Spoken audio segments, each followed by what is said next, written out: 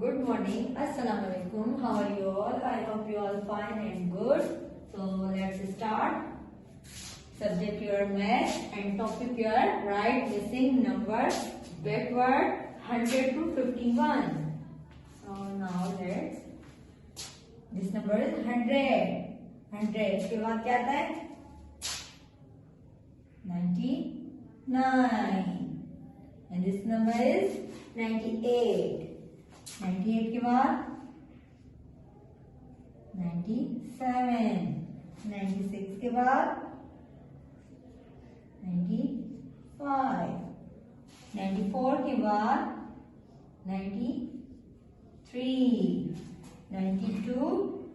Now next word is here 91.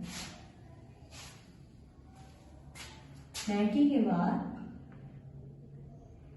89. 88. 87 लिखा है and this box is missing word 86. 85 के बाद 84.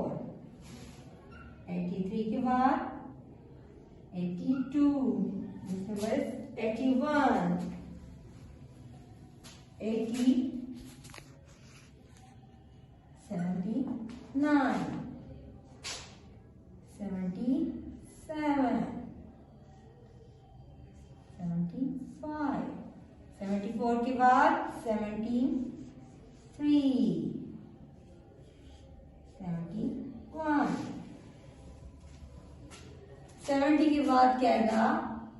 69.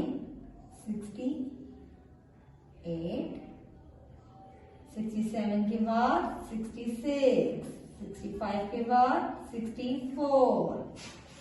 63 के बाद 68 के बाद 57.